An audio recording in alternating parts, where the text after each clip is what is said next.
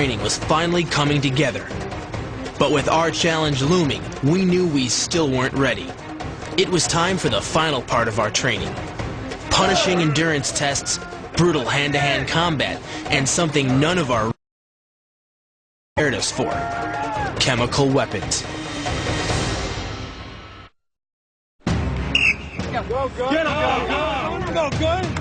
Everything we've experienced here at the Marine base of Quantico has revealed a completely new way to think about the martial arts. Between us, Bill and I have over 20 years of fighting experience, but our fights have been one-on-one. Now, we're about to learn that in the Marines, you never fight alone. We're going to be immersed in an elite Marine platoon as they complete their training in the Marine Corps Martial Arts Program.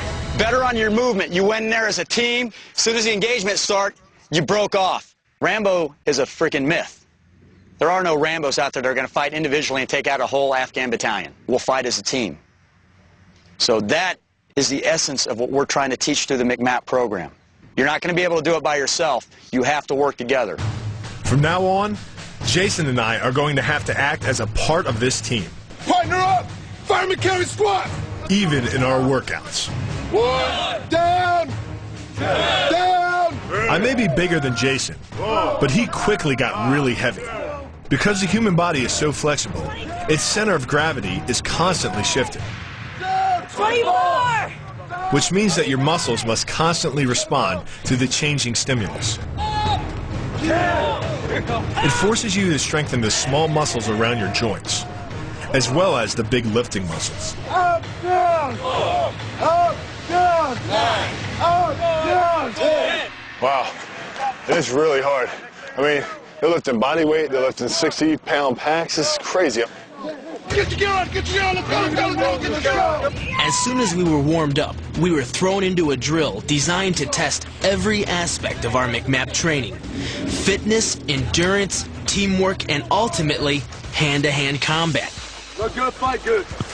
The drill began as a water resupply to Marines a few miles away. Oh, whoa. Marine instructors make this field drill as close as possible to a combat situation.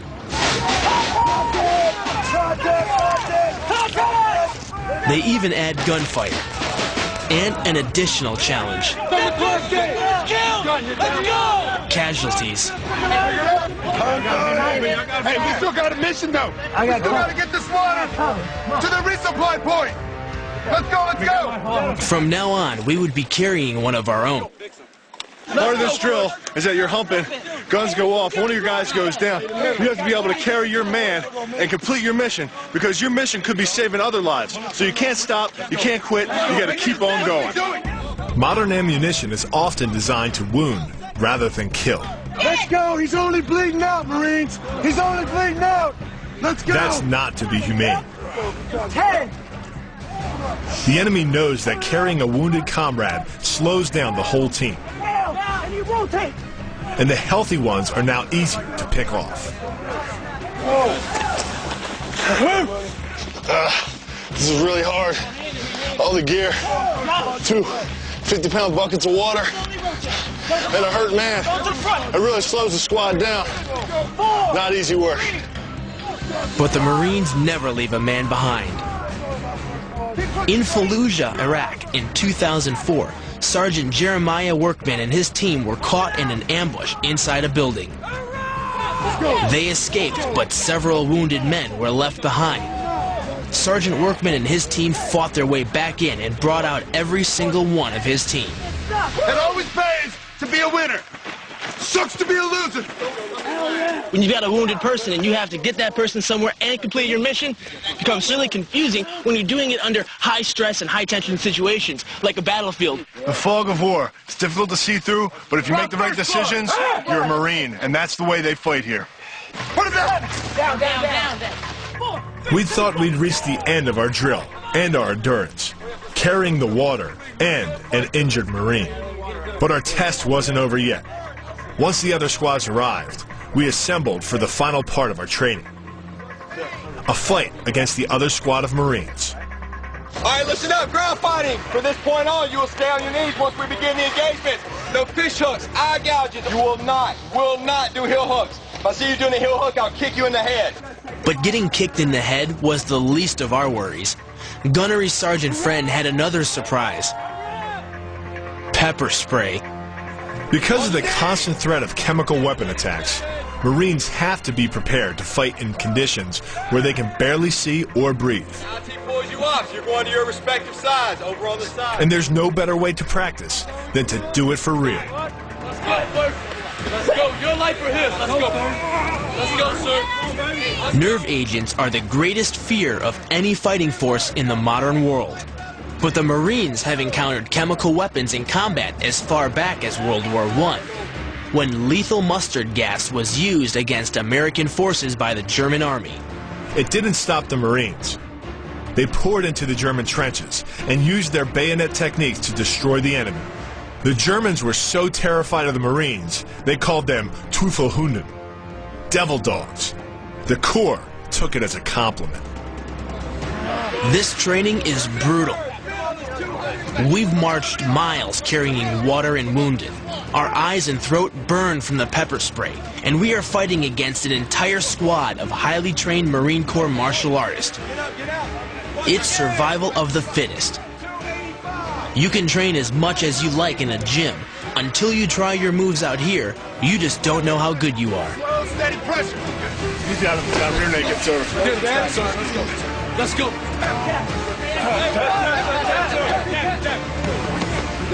Well, I felt like I was down at the bottom of a goal line pile again. They all piled on me, took me out. It was one arm bar, and you got to tap immediately. It doesn't matter how big you are. It's really crazy. It's muddy. You got the mace in your face. You want to puke. It's a lot of fun, but at the same time, it's brutal, intense, and it's honest. You guys on? Got it. Tap. Drop third. This had been one of the longest training days of our lives, but we were finally beginning to think and fight as a team. If this doesn't pump you up, nothing will. Now, Last of Mohicans is going to be this times 10, because there's not just one-on-one, two-on-one. It's going to be 15 guys we got to go through. Even with the exercise finished, the adrenaline was still rushing through us. And we were going to need it, because our final challenge, the last of the Mohicans, would make this drill look like a Sunday picnic. We were about to go up against real combat vets who had survived and killed in some of the most dangerous places on Earth. It was going to be our ultimate challenge. We'd lived and trained alongside some of the nation's most highly trained warriors. Now it was time to take them on in the toughest challenge in a Marines combat training. In warfare, troops often attack early in the morning to catch the enemy off guard. That's why Reveille sounds here at 0500 hours. Lieutenant Colonel Shushko, the director of Marine Martial Arts here at Quantico, told us what to expect for our final challenge. What we're going to do today is we're going to do the last of the Mohicans. It's going to probably be the hardest thing that you've done in a long time. Because before we even got to the last of the Mohicans, the Marines had another treat for us, the Yellow Brick Road. How come we always run everywhere? Fastest way to get anywhere. The Yellow Brick Road was 3 miles over hills, rocks, and obstacles in full combat gear. Let's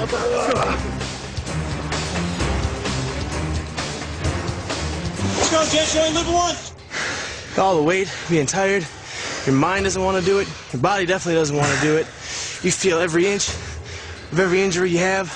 Well, there's more waiting for us. Let's go. Come on. Let's go, Hollywoods. Most martial artists warm up gently before a fight and step into the ring in peak condition. We were warmed up when we started about 2 hours ago. Now we're worn out. Come on, up and over. And still no sign of the enemy. There you go. Just like combat, we'd hit rock bottom, and the fight was still ahead of us. By the time we arrived at the Mohican starting point, Master Gunnery Sergeant Franklin was waiting for us. You guys are already getting the easy course. You're freaking lollygagging through it. Now it's time to get it on. You already know what the rules of engagement are. You try and kill your opponent and move on to the next station as fast as possible. You want to make sure that you're not falling down on your face, because if you do, someone will come up and stick you